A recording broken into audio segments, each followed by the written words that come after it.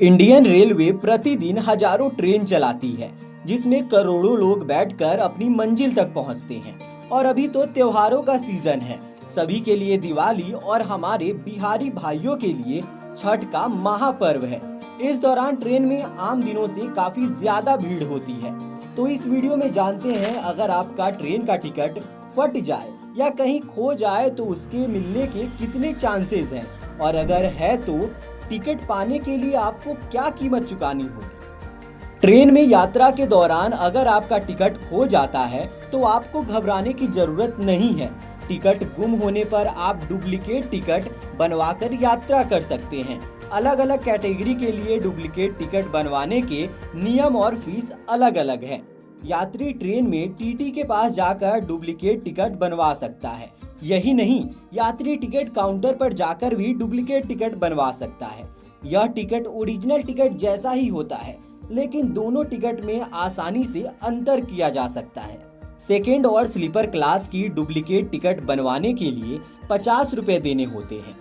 इनसे ऊपर की कैटेगरी की डुप्लीकेट टिकट बनवाने के लिए आपको 100 रुपए फीस देनी होगी। अगर रिजर्वेशन चार्ट बनने के बाद कंफर्म टिकट गुम हो जाता है तो किराए का 50% भुगतान डुप्लीकेट टिकट बनवाने के लिए आपको करना पड़ेगा। अगर किसी यात्री का टिकट कंफर्म होने के बाद फट गया है तो आप अपनी यात्रा के किराए का 75 या 50% नहीं बल्कि 25% भुगतान कर डुप्लीकेट टिकट पा सकते हैं।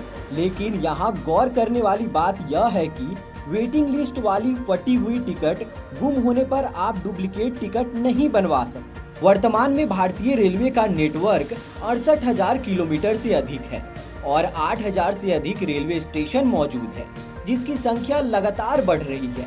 इसके अतिरिक्त रेलवे में 300 रेलवे यार्ड, 2300 माल ढुलाई और 700 मरम्मत केंद्र है।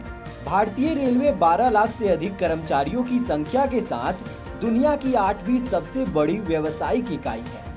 वर्तमान में भारतीय रेलवे कुल 18 जोन में विभाजित है। इनमें देश की राजधानी नई दिल्ली में रेलवे के उत्तरी जोन का मुख्यालय है, दक्षिणी जोन का मुख्यालय चेन्नई, पूर्वी कोलकाता और पश्चिमी जोन का मुख्यालय मुंबई है। इसके अलावा अलग अलग राज्य में हमें अलग अलग मुख्यालय देखने को मिलते हैं। भारत में पहली बार ट्रेन के संचालन के लिए 1832 में प्रस्ताव दिया गया था। बहुत ही कम लोगों को पता है कि 1837 में मद्रास की लाल पहाड़ियों में पत्थरों के लिए ट्रेन का संचालन किया गया था। इसे ग्रेनाइट परिवहन के लिए चलाया गया था। इसके बाद 1853 में मुंबई से थाने के बीच यात्री ट्रेन का संचालन हुआ था।